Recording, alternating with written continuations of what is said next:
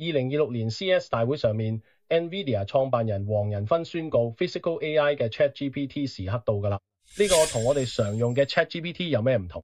簡單嚟講，ChatGPT 係喐口唔喐手嘅 AI，可以答問題、寫文章、分析數據，但停留喺熒幕入邊。而 Physical AI 係既喐腦又喐手嘅 AI，唔單止可以思考，仲可以透過機械人、感應器嘅真實世界做實驗、生產藥物、操作設備，係 AI 由虛擬世界走向物理世界嘅關鍵跨越。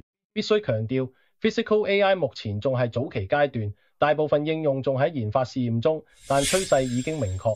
未來3到5年，呢項技術將會由實驗室走向工廠，由少數先行者擴展到成個行業。先睇下藥物發現呢個最燒錢嘅環節，傳統研發需要5到10年，花費數十億美元。上海 ChemLabs 建立咗370平方米機械人實驗室，每日可以進行800次化學反應，相當於150到200個化學家嘅工作量。威斯康辛大學 Sample 平台實現咗自主蛋白質工程 AI 設計分子機械人合成測試，然後將結果回滾優化，成個循環唔需要人工干預。呢種設計、構建、測試、學習嘅閉環正由概念驗證走向實際應用。預計2027到2028年會睇到更多商業化落地，更關鍵嘅突破咗細胞治療製造。CAR-T 療法可以醫治血癌，但一個療程要40萬美元，生產風險高。荷蘭萊頓大學、英國倫敦大學等機構正開發 AI 驅動嘅智能製造系統，由細胞採集到最終產品全自動化。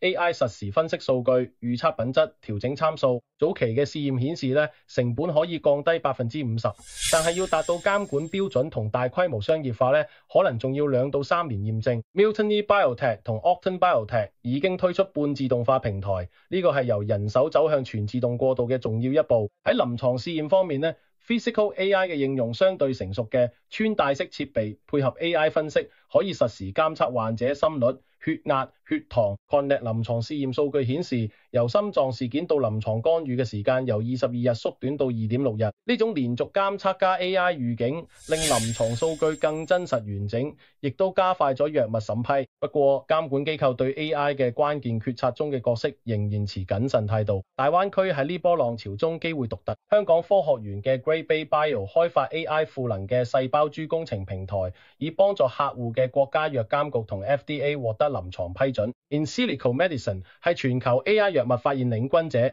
，2025年底喺香港上市，成為最大嘅 AI 生物科技 IPO。佢嘅候選藥物由概念到2期臨床只係用咗30個月。中文大學趙偉仁教授團隊嘅 Cornerstone 手術機械人已經完成155例手術，正等待藥監局批准。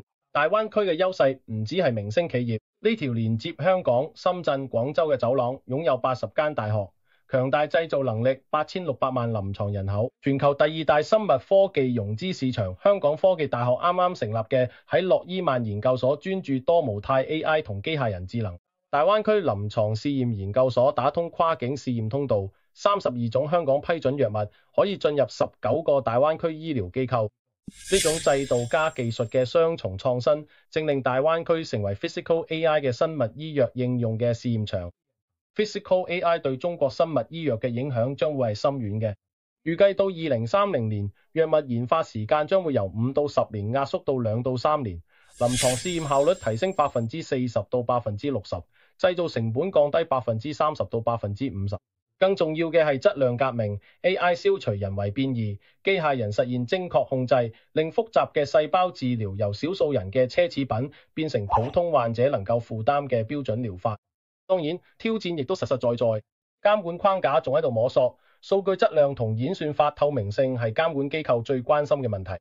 既識生物學又識 AI 嘅跨學科人才好稀缺，但呢啲挑戰恰恰就係機遇。邊個能夠喺監管創新、技術應用、人才培養上行嘅前面，邊個就能夠佔據未來制高點。Physical AI 唔會取代科學家同醫生，而係令佢哋做得更好。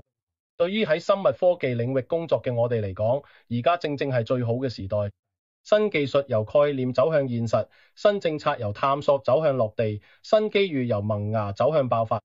只要我哋敢於擁抱趨勢，勇於喺早期階段參與探索，就能夠喺呢場由虛擬到現實嘅革命之中，書寫屬於中國生物醫藥嘅輝煌篇章。